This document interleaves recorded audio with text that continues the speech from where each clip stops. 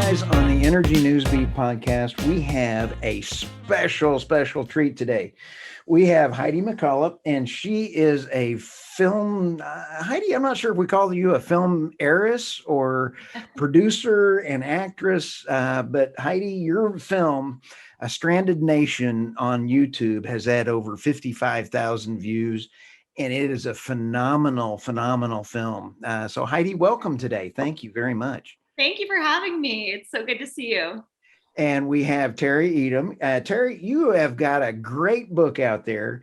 You've been a editor or article guy and author, not an authoress as Heidi would be, but an author.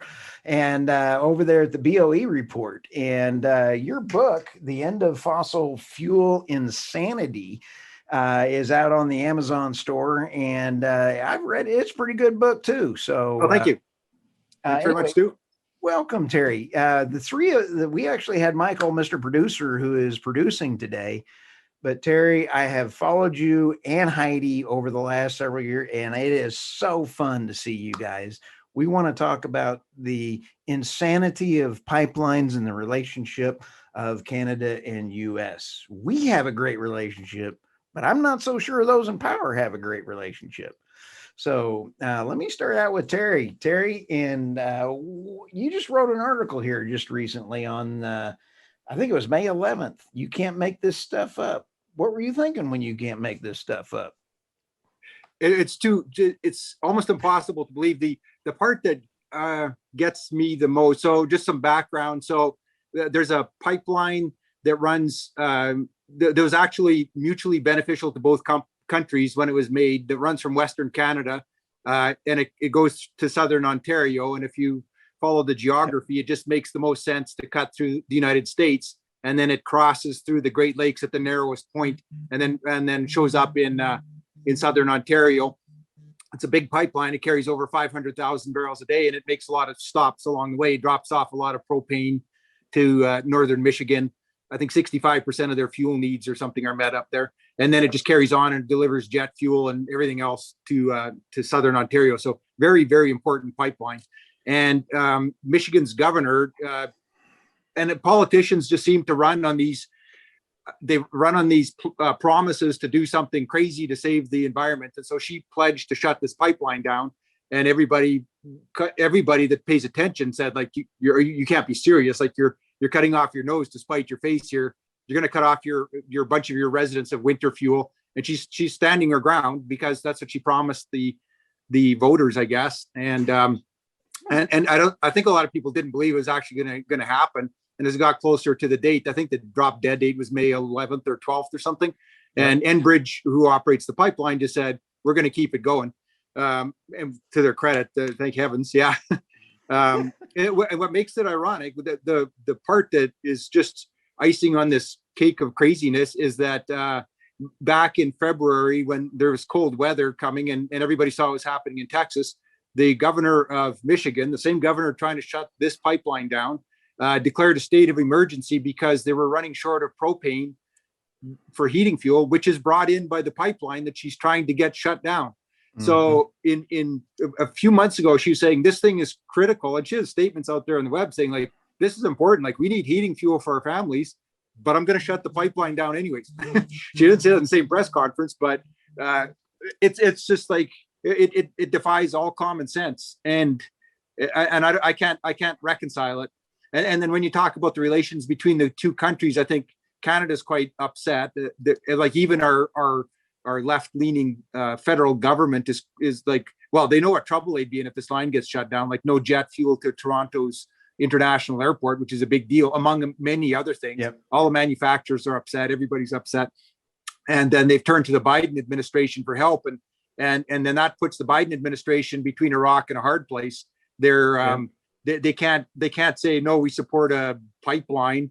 And at the same time, they know how stupid it would be to shut it off. So they've just kind of backpedaled away and said, this is between a state and Canada, so we're not going to do anything. So it's a fiasco, but it is. And it's a little more than just, a state. We'll go into that here in a sec. But Heidi, What do you think about the pipeline, like the Keystone Pipeline, or any other thoughts that you have going on about what's going on in Canada right now?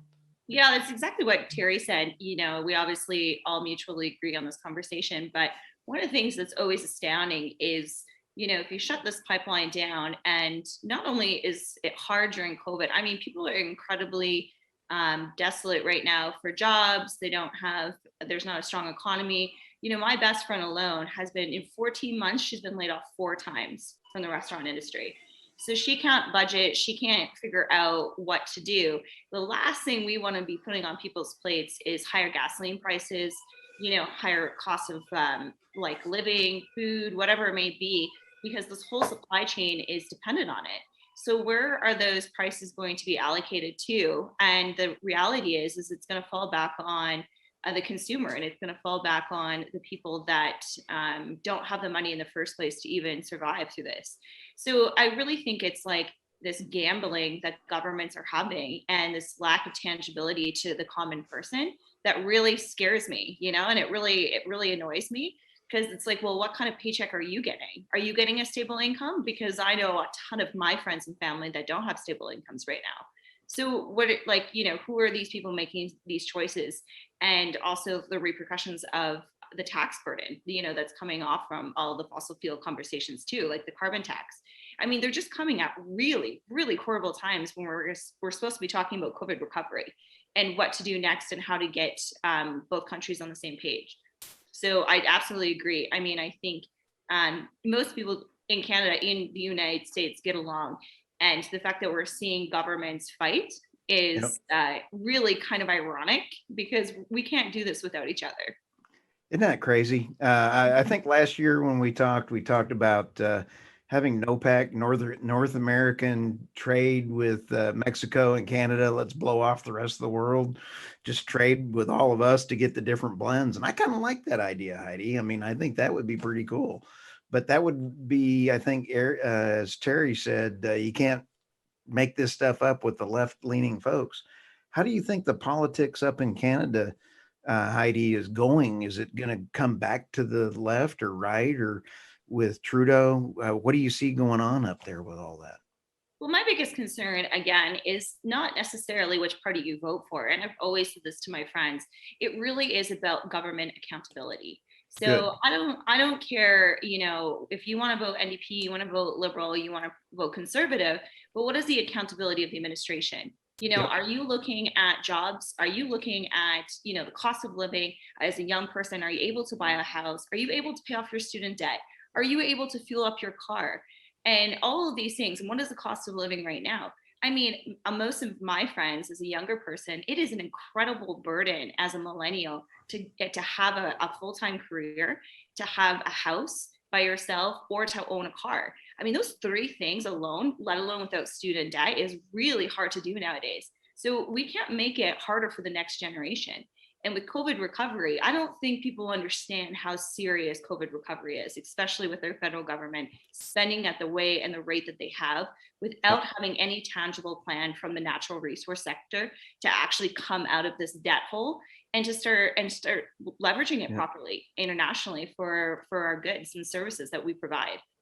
Oh, you bet. And Terry, when you talk about the Line 5, the Keystone, and the Line 3, which is even up over more east, Line 5 had, I think it's $20 billion impact on the 4 states around, and 33,000 jobs that it's going to whack.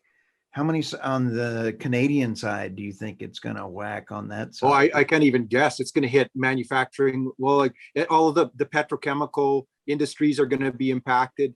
And wow. I think part of it is like Heidi said, there's going to be a ton of people that are just going to be displaced out of work, but the price of everything is going to go up too.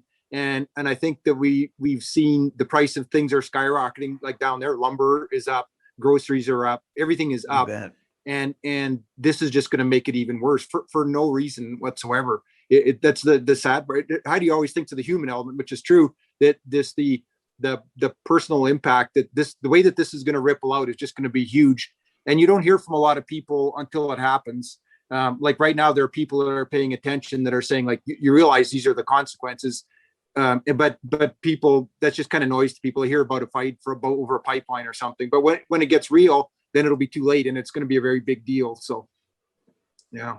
You mentioned before the integration of the countries pipeline wise, like they're actually, and a lot of people don't know this, but Canada and the US are incredibly integrated already. And it's just another reason this doesn't make sense. It's like there's gas that's produced in the Northeast US out of the Marcellus area, and that goes straight up into Canada. There's gas from Western Canada that goes straight down into California, and it goes into the Midwest. And there's oil that goes back and forth too. And it's like, we really do have integration. So it works great. It's so to see this sort of thing, it's just really disheartening. So. And short-sighted. And Heidi, when you in your book, I mean your movie, A Stranded Nation, you talk about how cool the regulations actually are number one in the world for Canada to help green oil and green in your movie. Doesn't it make sense for us to have some of those kind of regulations in a smart way? Yeah. Oh, absolutely. And that's the thing is like, it doesn't matter. I feel like this is maybe my more optimistic approach to things, but most people, most average small businesses to medium-sized businesses and individuals want to do better. They want to see an environment that is healthy. They want to see their children grow up. They want to see their children succeed, et cetera, whatever hopes and dreams you have. Whether that's a little bit of upward mobility in their career, all these things are very tangible to the environment and to our industries. And it's not exclusive. They're one and the same. And, we keep talking about this, but it seems that what I'm really concerned about is the political rhetoric, as always, is the loudest one. And the media just replays and replays and replays the same occurring kind of garbage in my mind. It's like, well, what are we actually achieving? These relationship buildings, it's not a joke, because like Terry said, we're already integrated. So what's the problem? The problem is us. And the problem is the way that we're speaking to each other, the way we're communicating with each other. And, we're not going to see a separate Canada and a separate United States. We're mutually exclusive to each other. We depend on a lot of things. And culturally, we're very similar. So yeah, if the United States wants to ramp up a little bit more regulation and kind of mirror a little bit more of Canada, I'm obviously as a Canadian pro that. I understand that that's a struggle for some individual companies, but that's just a natural progression. But be tangible about it. Don't just fire out these policies just to look good and try to get, voters that don't understand this area of regulation or don't understand natural resource development. Make it a plan. Make it something that is, a 20-year plan that governments and companies are going to be able to work together. Did you say a 20-year plan, Heidi? Right? I know. Wow. No, that doesn't happen. Dreamer, you young dreamer. Yeah, that's right. Keep on dreaming. We're That's old and funny. cynical. Yeah. When we talked last time with Michael and Heidi, you and Terry, we had such a great time. And one of the stories that I really enjoyed were you guys sitting there on the side of the street, and you were just sitting there and you'd talk to people, hey, what about energy? And you would not really lean one way or the other, right? Yeah. Or was I in the same meeting? You're exactly, that was it. Exactly what happened. We would have done that more, except for COVID shut everything down, but yeah. Oh, that's fun. We almost need to have that filmed and have a regular series. So I'll come up to Calgary and let's go do that. Sit out there and have a beer and everything and sit there and talk to people and then film them on how good, stupid, or silly they fit, and then what category we can put them in. We can't buy that kind of entertainment, can you? It's great. Yeah. Yeah, it would be really interesting. I mean, I think talking to people again is something that it's just so fascinating because no one thinks exactly the same. And, I'm lucky to, as Terry knows, most of my girlfriends are, not in the resource sector. Most of them are in the service sector. So they work in restaurants and different areas. Most of them aren't in, corporate, cliche kind of offices and things like that. So it's kind of ironic, I'm filled all the time with their comments and their opinions. And I love that because it diversifies what we're trying to go after is that messaging.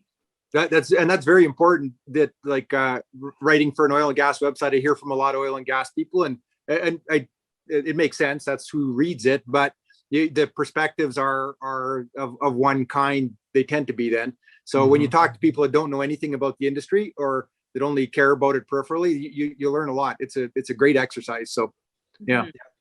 You know, in taking to the digital way of sitting on the coffee shop, having a cup of coffee and making fun of people, I mean, interviewing people as they come by, Mr. Producer Michael kind of got me on Twitter. And I'm really not a Twitter fan. In fact, I've gotten a few in fight with a few people in the Twitter world there. And our philosophy is the balance of power. And you got to have a balanced diet of power. And Mr. Producer, thank you very much. And so the balanced diet of power is a lot of fun sometimes. And I just absolutely ended a conversation with the balance of power is we need nuclear, we need natural gas. We do need some solar and other forms, but we need it at the lowest kilowatt per hour that will meet as best of the, for the environment as possible. And I said, all right, as long as it meets the balanced diet of power, I'm in. And the guy goes, what's the balanced diet of power? I've not heard of that. And I said, well, look it up. Ended that conversation. So there are things that we can do on Twitter, but don't you think we have to help spread the word, Terry? Because I think you just nailed it right there, that a lot of like-minded folks talk to a lot of like-minded folks, and it doesn't seem to get any further than that. No, it doesn't. And one thing that I've almost thrown in the towel for something like Twitter too, because there are a couple of issues with it. Well, first of all, if we're sitting out on the street and you ask somebody a question to their face, you'll get a discussion, and you'll get a viewpoint that might be totally opposite yours. Right. If you try that on Twitter, it turns into like a fight instantly. You're an idiot, you're stupid, and because it's anonymous, it's faceless, and there's no repercussions, there's no downside, right? And they like everybody, when people go on social media, they say, which camp are you in? Are you in that one or that one? Because everything it's black or white now, right? So right. Are you for climate? Are you for the environment? Right. Or are you for fossil fuels? And it's like, that's not reality, but that's how it gets carved up instantly. So that's a big challenge for me for writing anything and for social media in general, is to try and break through that. And there's a guy that I work with, he saw something on CBS the other night, and they were analyzing how this works. I didn't see it, and I'd like to see it, but he said that they did an experiment where people just created accounts on social media, and then they joined various groups and whatever, like kind of like random or whatever. And then they started liking various things, like there were one leaned a bit left or whatever, and went about a bit right. And within 3 days, they were in these crazy camps, like the hard right guys and the hard left guys, like that's what their feed was, right? So then you see that, and then that becomes reality. And then it's like, did you see what so-and-so said? They're trying to destroy America or whatever. Right. And it's then the crazies meet. The crazies are the same. There's a lot of trollers too on social trollers, media. They're trolling. So like their whole job is just to troll, because they create all that stimulation on the social media. Like if you guys ever watch The Social Dilemma. No, what's that? Tell us about it. It's a Social Dilemma. It's a documentary Netflix movie, and it went viral. I mean, it's one of my favorite documentaries, but it explains the format of the pros and cons, the morality around social media. So like it is an amazing tool, but what was not predicted was the strength of the tool. So there's not enough parameters around social media. So now what you see is Facebook trying to backtrack. And they're trying to flag, the extremists, but it's really difficult to do that now, because, what is extreme is the extreme of varying point from your own point of view. Obviously there's concrete ones like hate speech and, groups like that. I'm not condoning that behavior, but it is definitely a very complicated situation. So like, for instance, if you post something and you have a word in there, it gets flagged on Facebook, and sometimes it can get taken down, even though the content isn't bad. So, and that's your automation system that's working. And then you have to like kind of contact these massive social media places. They don't have any centers anymore with a person on the other end. It's Yep. not automated. So we're really in a unique era of transmitting the information. And that's really where, like, again, politicians need to cast off the rhetoric of social media. If anything, I don't even really believe that any politician should be on social media sometimes, because you just feed into this whole rhetoric and you're not even separating yourself as a leader with the actual logical information. You can disagree with your constituencies and maybe people in parliament, but at the end of the day, like, you're there for a job and you're there to help out Canadians create a better life. You're there to help with taxation. You're there to support schools and infrastructure. That's your job. So do it. It's kind of funny. Heidi for Prime Minister. Yeah, that'd be awesome. I was paying attention a little bit to a couple of politicians on Twitter for a while, and there's one that's super hardcore, the Green Party leader, I think former Green Party leader in Canada here, and she's like, shut down the fossil fuel industry, shut down all the wells. We need to shut down wells instantly. Like, that's her attitude. Wow. And when she would post something on social media, there would be like 500 instant attacks on her posts and almost no supporters. And then if you go to the right wing guy, a right wing leader would post something, and the comments would be the same thing, just a mirror image. 500 attacks on him, like, you're the stupidest person, whatever. Right. And it's incredible what the like Heidi said, what it's become, the rhetoric and that's so bad. The people out there trying to use it. And now there's extremist groups which are trying to stamp out extremists. So it's like they monitor for words that might indicate hate speech or whatever, and then they just attack people without even understanding the context of what maybe he was talking about. Maybe it's justified, maybe it isn't. But it's like a mob now that's like, if you say a bad word, like, boom, this crowd comes down on you. And it's I think there's some kernels of goodness to what they're trying to do. They're trying to make conversation better, but it's like, that's not how you do it. So oh no. You know what, I'm sitting here thinking about that cafe when we go up there with Michael, me and you and Heidi, and we sit there. We're gonna have to have a corner. Is there a one that we could have a corner? We could be on this side for the right hand folks and this side for the left hand folks, so that we can kind of get both sides at the same time when we're trying to have a story. I mean, wouldn't that be kind of, is there a cafe like that we can have two different streets? We'll figure it out. Yeah, we'll figure it out. Yeah. One table will have a sign that says oil sucks and one that says oil is great, and we'll just attract crowds instantly. And a film crew. You got to have a film crew. And Terry, I think one of the things that we're seeing out there is Canada has got such a wide range of needs for energy.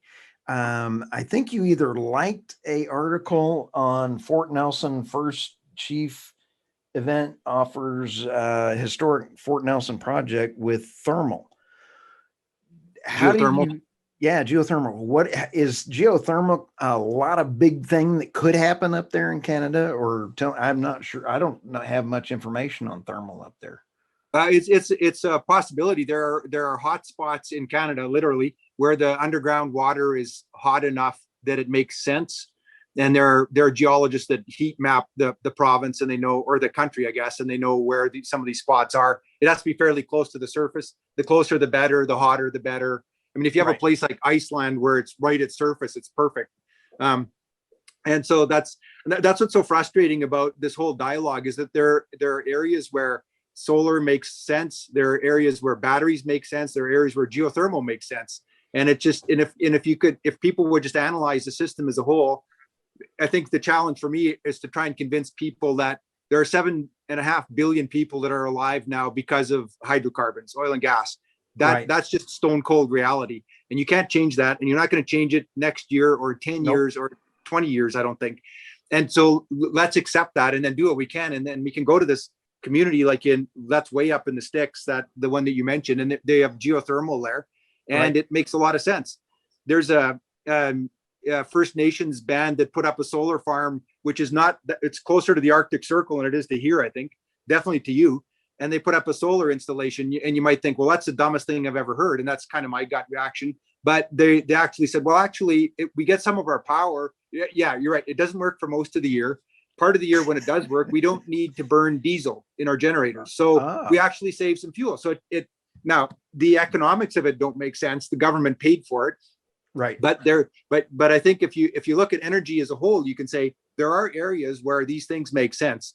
And if oil goes to $100 a barrel again, there will be communities where it makes sense to do these things. And that's how it should go. But to say that California has to shut, like we were talking about with Michael before we started here, California is shutting things down left, right, and center, nuclear plants, natural gas fired plants, and they have no plan B. Their plan B is to import power from other states. And other states are going, well, you can't count on us because maybe we're going to need that too. But they're just full throttle ahead on the green revolution. And it's like it's a challenge to convey this to people. But I kind of feel like that's a positive thing if that they do that, because it's almost like, we were chatting about Line 5 as well. And obviously I don't want to see Line 5 go down, but it certainly would be a very wide opening for people to have this direct tangible link to jet fuel. Like when you have a shortage and you start understanding that all the work and all the people that go into the supply chain system from all over the world of what we do, it is not a joke. I mean, the fact that we wake up every day and we have the privileges we do, we take it for granted. And certainly that is a reoccurring theme that is also happening as well, is that, when we're saying this, we're not saying this out of, to be the smartest people in the room or anything like that. It's a big worry, because that's going to go, and that's going to burden Ontario and Quebec. But if that was the case, especially during the summer where they're not heating their homes, it's not so much of a security issue.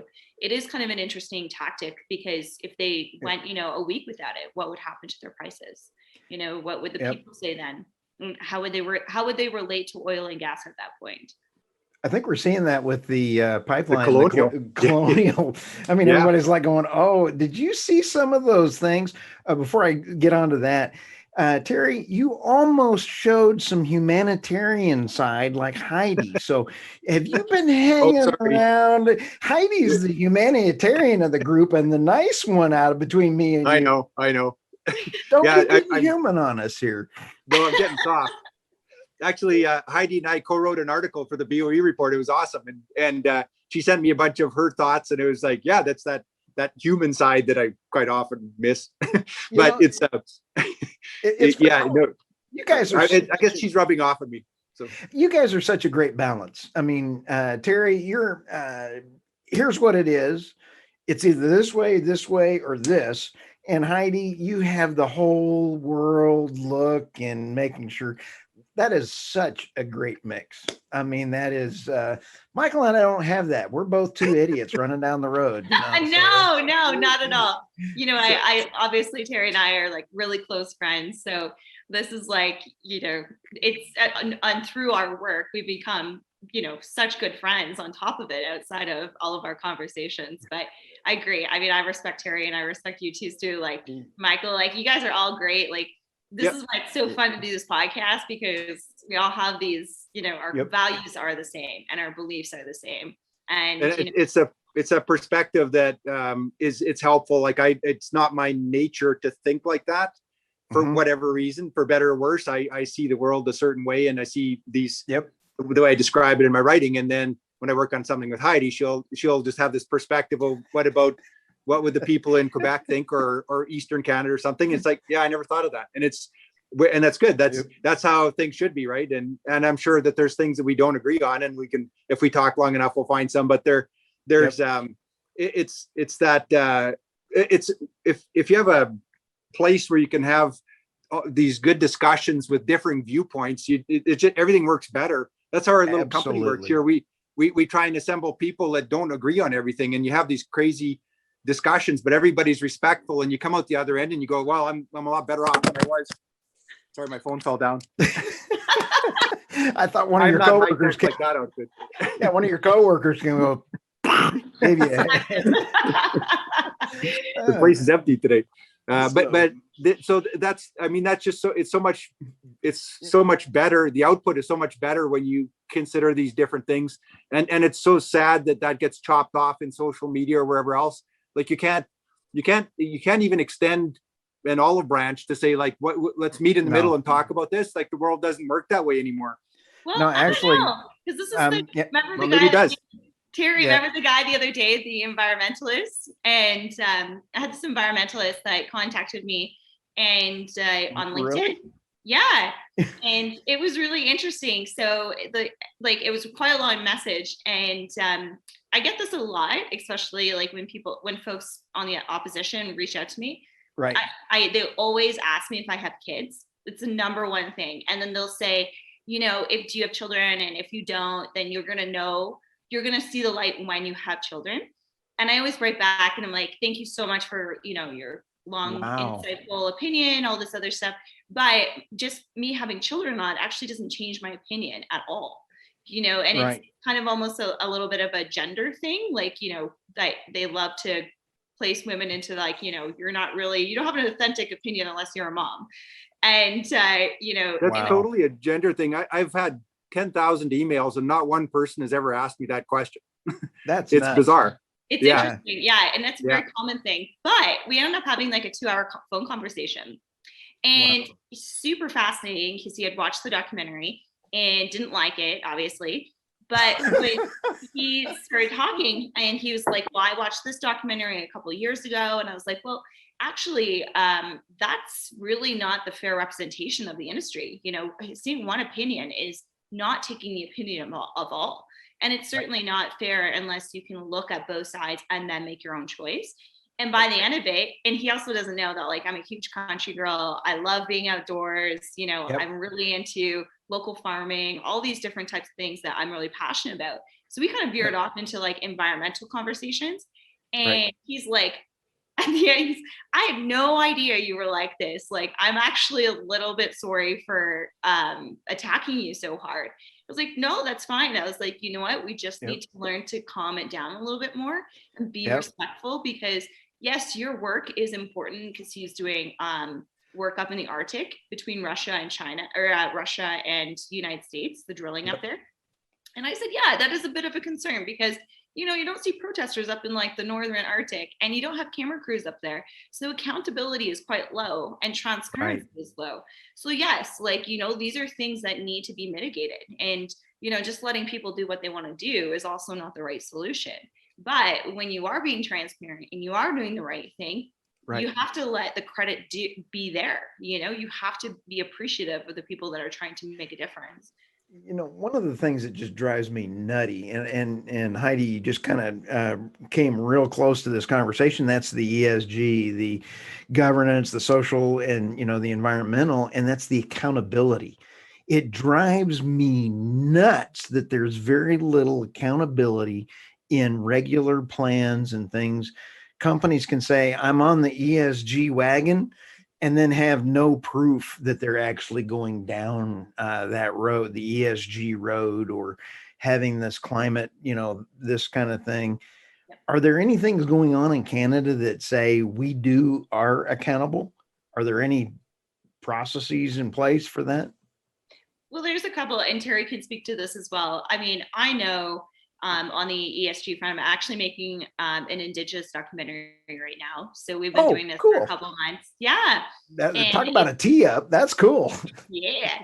And one thing that's great is, we went up into Kitimat and we went up into northern BC where the LNG project is primarily based out of.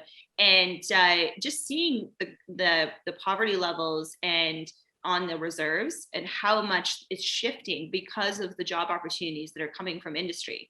And this is important because not all job opportunities and not all consolidation should go through.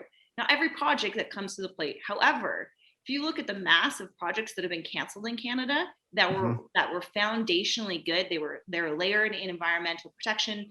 They had a ton of social governance that was put into it. And some of them happened for 10 years. This kind of dialogue between reserves and rural communities that didn't go through. That's a problem. That's a huge red flag.